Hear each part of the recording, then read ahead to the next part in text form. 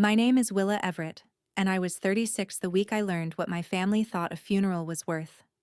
My husband Daniel had been gone 4 days. My entire family skipped his funeral, every single one, to eat cake at my brother's 40th birthday. 3 people signed the guest book. 3. While they were singing Happy Birthday, I was watching a casket lower at 2:14 in the afternoon. They told themselves it was one wasted Saturday.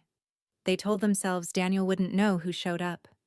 2 weeks later, my lawyer mailed each of them a letter. It opened with 5 words: per the estate of Daniel.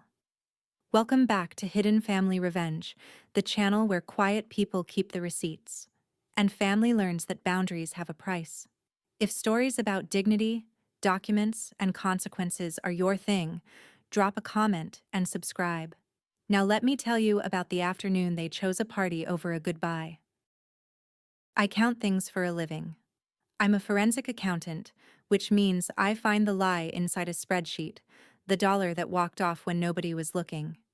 People assume that makes me cold. Daniel used to say it just made me honest. We'd been married 12 years, together a little longer, in a small brick house on Linden Street here in Hartwell, North Carolina. He was the careful one. I balanced other people's books. He balanced ours, quietly, the way some men fix a fence before you ever notice it's leaning. My family never noticed Daniel much. The Everetts were close in the way a fist is close, tight, but only around themselves. My mother, Coralie, ran the family like a church committee. My brother Bryce was the son everyone orbited. And me, I was the one who showed up. Flat tire at midnight, overdraft before payday, a roof that needed money nobody had. That was my phone ringing. I never minded. You don't mind when you love people. I should have counted how many of them ever called just to ask how I was. The number would have told me something. Daniel knew the number. He never said it out loud, but he started saying other things near the end. Small things. He'd squeeze my hand and tell me to be careful with people who only remembered me when something broke. I thought it was the medication talking.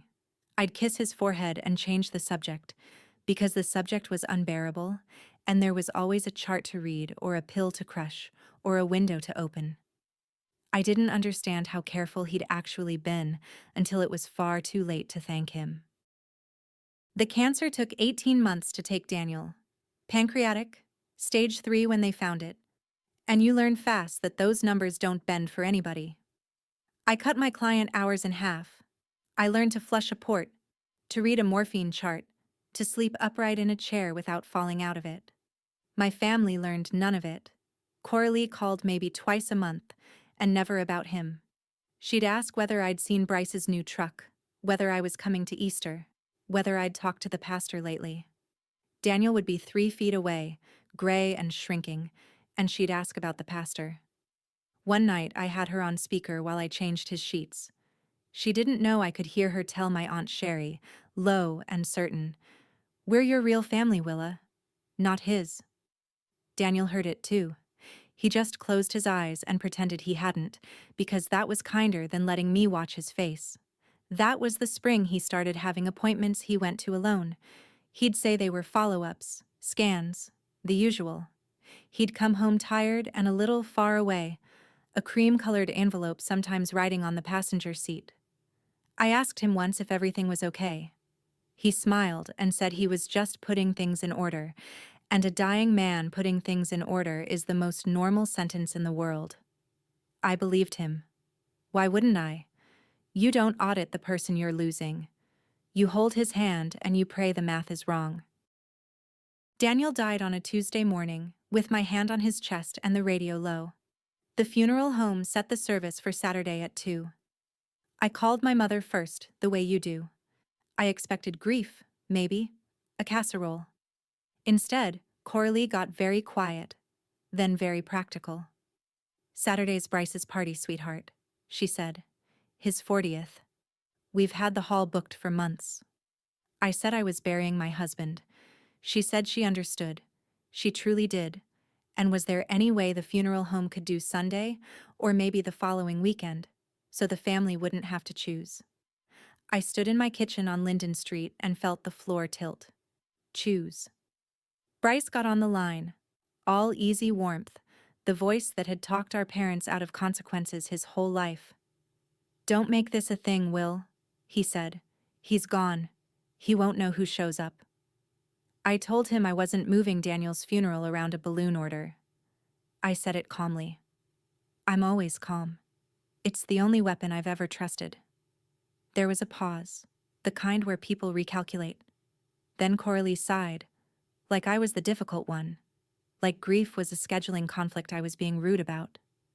"We'll see what we can do," she said, which in Everett means no. I hung up and looked at the calendar on the fridge, at the little square that said Bryce's 40th in my mother's looping handwriting, and I understood that a decision had already been made in a room I wasn't standing in. The texts trickled in over the next 2 days, and I watched my family RSVP to a birthday over a burial in real time. Aunt Sherry was so sorry, but she'd promised to help with the cake. My uncle had a thing with his knee. 2 cousins were driving Bryce's gift up from Charlotte and just couldn't swing both. Nobody said no to the funeral outright. That's not how the Everetts work. They simply found themselves unavoidably elsewhere, all of them, on the same afternoon, by what my mother would later call a sad coincidence. I found the family group chat open on my own phone one night, I was still in it then, and saw the planning underneath the apologies. Coralie, coordinating. "What time's the toast? Who's bringing the tablecloths?" One line from her, sent at 9:40 the night before I buried my husband. "Let's keep it light for Bryce. Nobody wants a sad day." Nobody. I read it 3 times. I'm trained to read documents for what they're actually saying, and that one said everything. By the morning of the service, my phone had gone very, very quiet. No good luck text. No, "Are you okay?" Just a weather alert and a reminder that my prescription was ready. I dressed in the dark so I wouldn't have to see my own face in the mirror. Then I drove to the funeral home alone, in a black dress Daniel had never seen, to bury the only person in my life who'd ever asked how I was, and waited for the whole answer. The chapel at Hartwell Memorial seats 120. I counted the empty rows, because counting is what I do when the alternative is screaming. There'd been an old truck I half knew parked nose out at the far back of the lot when I pulled in, but I was too hollow to place it, and I didn't look twice. 3 people came. Daniel's hospice nurse, Marion Cole, in her good coat, sitting straight as a fence post. Robin Hale, Daniel's friend since college, who'd flown in from Ohio on 4 hours of sleep. And me. The funeral home had set out a guest book on a little brass stand by the door, cream pages, a pen on a chain. By the time the service ended, there were 3 lines of writing in it. 3 names on a page built for hundreds. I remember staring at all that white space and thinking it looked like an accusation.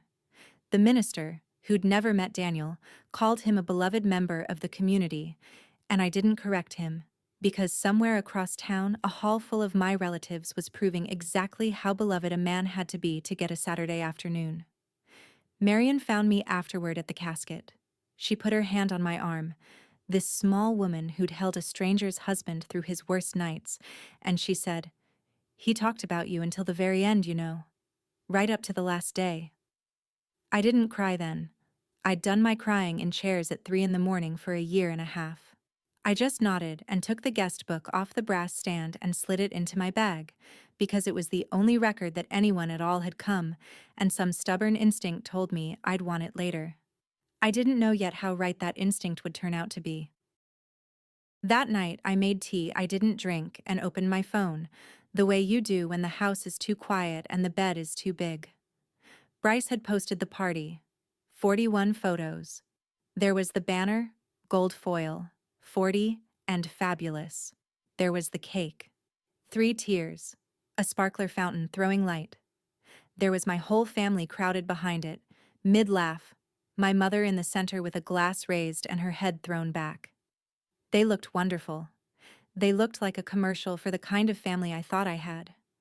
I scrolled, numb, until I reached the photo of the toast, and then the accountant in me did the thing it always does. I looked at the timestamp, 2:14 p.m. I knew that number. I'd watched it tick over on the little brass clock above the casket as 4 men I'd hired lowered my husband into the ground. 2:14. While my mother lifted her glass, I was watching dirt. I didn't cry at the photo. I screenshotted it. Old habit. When something doesn't add up, you preserve the original before anyone can edit it. I saved the image and the timestamp with it, and I set the phone face down on the nightstand.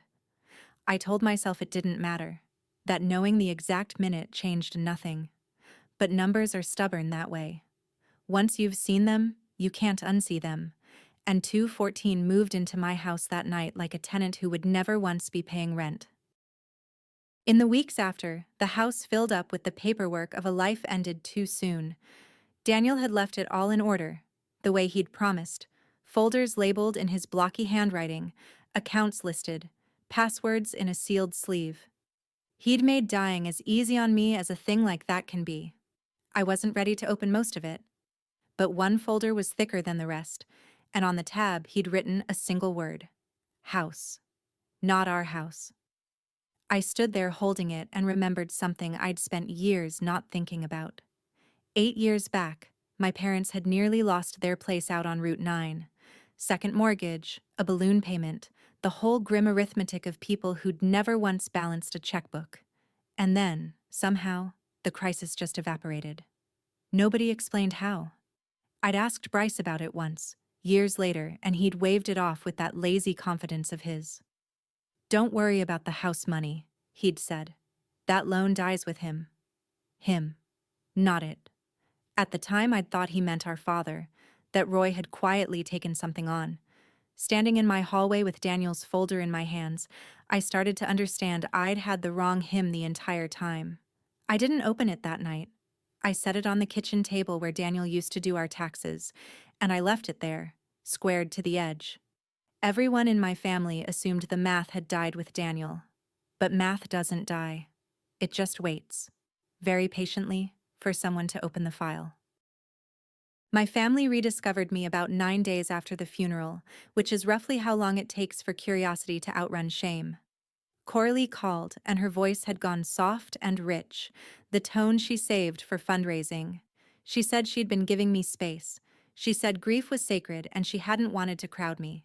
Then, in the same breath, smooth as a turn signal, she asked how I was holding up, with all of Daniel's affairs. Affairs. Such a careful word. Bryce texted that same afternoon, the first time since the party. Hey Will, thinking of you, we should grab coffee. My aunt mailed a card. The Everetts, who couldn't spare a Saturday for a casket, suddenly had nothing but time for a widow. It's a remarkable thing, how fast people find an opening in their calendar when money's involved. Coralie got to the point the way she always did, by pretending she wasn't. Did Daniel leave any instructions, sweetheart? About the house, the family things?